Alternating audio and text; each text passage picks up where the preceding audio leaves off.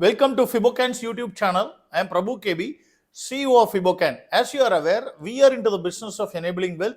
We enable wealth through training, coaching, mentoring, enabling students, investors, and our clients to make their own investment decision through our comprehensive training programs and innovative investment strategies and methodologies. In every video, we discuss what happened, why it happened, what will happen, why, when, and how it will happen, which is why we request everyone to watch the video till the end. Click the bell icon, encourage your friends and known person to subscribe. Today is July 8, 2023, Saturday. As always, in the weekends, we put our global market videos. In this video, we'll be discussing about the global market performance for the week of July 3 to July 7, that is Monday till Friday 2023. Before that, two things I want to say. One is that our educational videos are put in our company's YouTube channel, Fibocan, which you can see in English and Tamil. Second is the last few days, due to personal reasons, we couldn't put our YouTube channel videos, daily videos in Indian markets. We will start putting it from Monday onwards, our daily videos. This is the global market video in the weekends. So first we'll see the rates, then we'll go into the details. First, Nasdaq Dow closed at 33,735.01, 1.9% down for the week, and Nasdaq 13,660.70, 0.9% or 1% down for this week, and S&P 4398.85, 1.2% down for this week, while FTSE closed at 7256.94, 3.5%, 3.6% down for the week.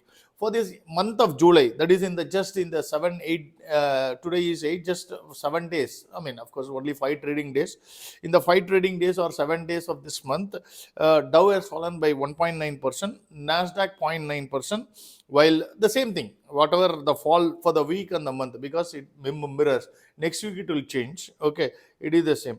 But for the year, Dow is up by 1.8%, while Nasdaq is up 31%, and S&P is up 15%, while FTSE fell 2.5% down for the year, calendar year. So now what happened? If you recollect, last week itself we said that don't expect big up move. In fact, you can expect a sideways with a downward bias move for the month of July. Because it has made a significant up move in the monthly chart, and it has run too much in the weekly and also daily. And there are, in technical terms, there are certain things that attract, like I call it as mother and child. The price to the exponential moving average, I call it as mother and child. The child and mother always gets attached to each other. A small child, I mean, like a 6 months baby or 3 months or 9 months baby, how attached it will be to the mother. So these two are so attached that, like, the price moves up significantly, it will come down. Okay, and at the same time, the exponential moving also will move up, the price also will come down. Hence, no, they both will always try to be in sync or going in close coordination. That is the technical aspect of it, which I try to explain in a simple way. In our training programs, we explain in extensively all these things. So Dow for this week and for this month, for this week it has formed a bearish engulf, strong solid red candle, and for the month it has formed a small red candle. It has chance of forming a bearish engulf in the month also. However, what is happening in the case of Dow is, it is now just above the 100-week and the 100-day moving average. If it breaks that, then you will have a significant fall, but that fall cannot happen so easily. But for the entire month, you will have some sideways. Probably next Monday we can have some up move, but overall the trend is sideways with negative bias for this month for all the indices. So that is what the structure is.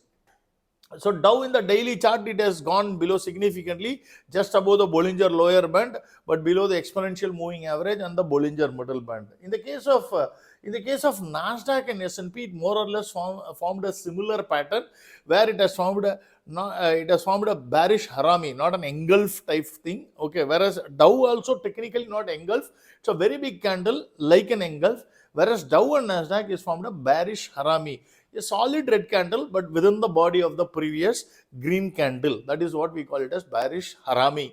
The Dow, S&P and Nasdaq, it formed that, and also in the monthly chart, it has formed a small spinning top type of candle, indicating that it is like it's not in a mood to go up significantly. And in the daily chart, and particularly on Friday, what happened? It formed a shooting star, and thereby indicating that there is some chance that Monday it can go up, but only thing is that the up move is kept, but at the same time you won't have a significant downfall in the near future. That is where it is. It is going to be a sideways movement with profit booking, price being pulled towards the middle band and exponential moving average, which indicates that the downward trend is downward bias, sideways with the downward bias.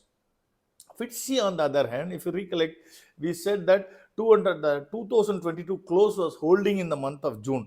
If it breaks that, you will have a significant fall. In this week, what happened? It fell significantly. That is why 3.5% fall in this week and in this entire month. It fell significantly, that it is below the Bollinger lower band in the weekly chart, and in the monthly chart, it has formed a solid red candle. And now what is happening in the weekly chart? The only support that is available is 200 week moving average. It is below the 50 week, below the 100 week. That means 100 week means what?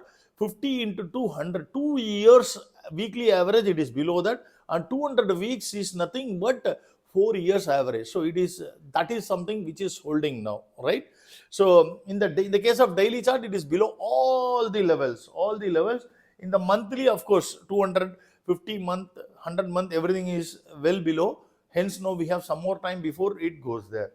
So FTSE is in the daily chart, it's significantly lower below the Bollinger lower band. So such a significant downfall we expected, which is why it is below 2022 close, and there may be a further fall in this year, and we might even see overall 8 to 10% drop in this year. Okay, but the downside is capped. The last year's low, I don't remember now, next candle we can say that will hold as a support. That is 2022 low will hold as a support. It can go further down, but in the case of VIX, S&P VIX, it is at 14.83. As I have explained, it is on a significant downtrend. Whether it is the CBOE VIX or India VIX, it is on a significant downtrend. Though it formed a shooting star type of a green candle, but the trend is down with slightly sideways. It is moving up. Whence it is trying to go up. But in the monthly chart, the bands are not showing any exhaustion. Hence, now we have further fall in this. And daily, whatever little up move it made, Friday it came down crashing. So that is what the VIX is. Next is in part 2, we will put a separate video for part 2, where we will be discussing about the dollar index and its components.